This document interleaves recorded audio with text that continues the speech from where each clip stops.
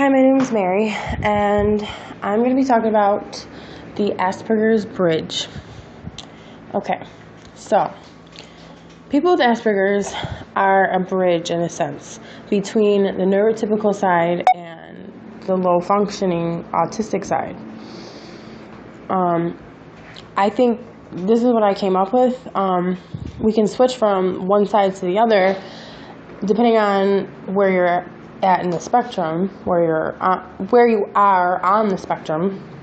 You have a little leeway if you have Asperger's, because you're in the middle somewhere, and you can almost travel or switch from side to side, but yet still remain somewhere in the middle, if that makes sense.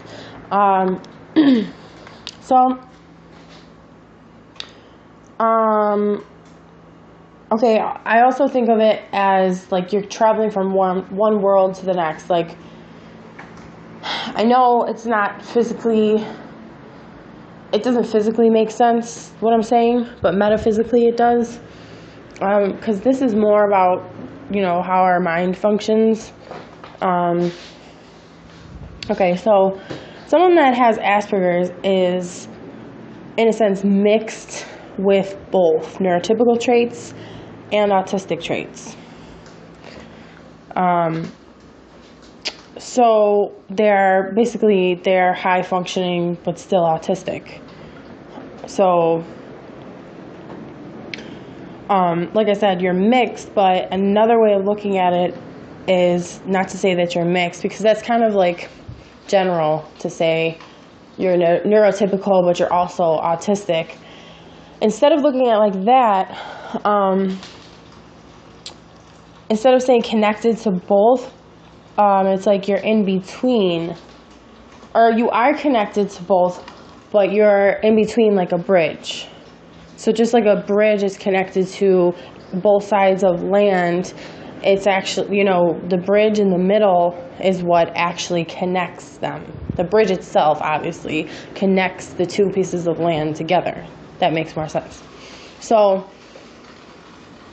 I just had to say something about it because I thought about this analogy, and I think it's a pretty good one to describe what it's like being on the spectrum. And there's a lot of other things that I thought about. I don't know if I'm going to be able to reiterate what I said, but basically, why I'm describing this as a bridge is because I see this phenomena, if you want to call it phenomenon, whatever, about Asperger's, people having Asperger's specifically. They, like I said, are a bridge. So they are the one, it's almost like we're messengers, if that makes sense. And I'm not talking biblical. I mean, some people might be religious, but it doesn't have to be a biblical thing. It's just, like I was saying, you're a messenger if you are this bridge. And basically, you can travel, like I said, not literally physically, but metaphysically. In the mind, if we think about traveling, it's like you're putting your mind somewhere else. But in order to, like I said, travel all that information back, well, it doesn't make sense to say travel it, but travel back over the bridge to the other side again to relay this message to people that might not understand what's going on in the other world. So, for instance, you go to the neurotypical world. This is what we're going to call it, the neurotypical world, and then the autistic world. If you go to the neurotypical world, you can gather some information and messages or whatever, neurotypical people say they have to tell the autistic people something, but the autistic people don't understand. So it's like we're messengers or translators, and that's actually probably a more detailed explanation that we're translators. So we're going from one side, it's like speaking that native language with that person, figuring out what they're saying, and then relaying that message in the other language that the other side knows. So don't mind me, I'm just cooking here. So basically, sorry about that. I'm a little busy doing stuff here. Okay, so if that makes sense, like I said, we're the translators, we're the messengers, we're giving the message, whatever it is. Like, okay, what I was saying is, say you go to the neurotypical side or the neurotypical world, and they need to tell the autistic world something. So they tell you, you understand it in that language. Maybe not, you might not understand every single detail or the whole thing, but you get the idea, or you get most of it, and that's what's important. Or you get the gist of it, and that's what's important.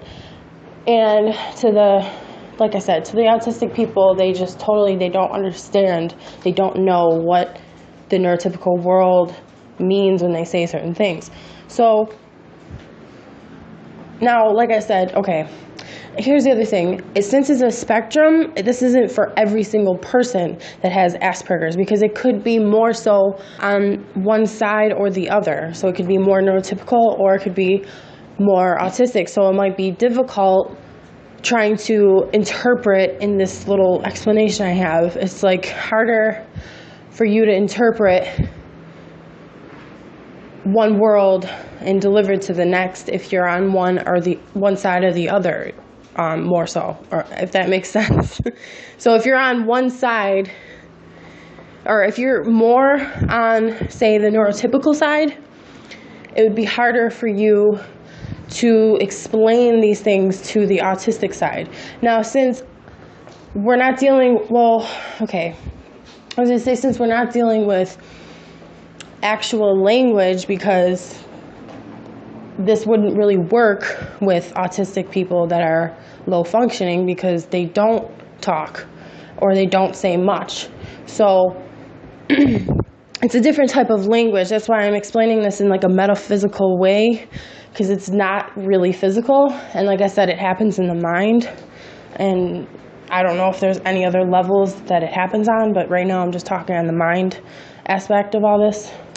So basically, the point is, we are messengers / translators. And I think that's important to know, that you are one. Whether it's on level 1 or level 100, or if, there's that many levels, So all that really matters is that you can translate something. You can talk to not literally talk, but like I said, in this metaphysical way, you can communicate in some way with low-functioning autistic people, and then relay that certain message to neurotypical people.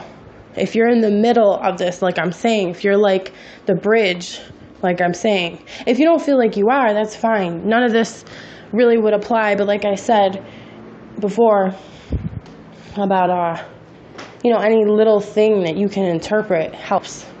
Not that you have to, but it's just, like I said, it helps. And I'm just trying to figure this all out. I'm trying to understand, how we can communicate,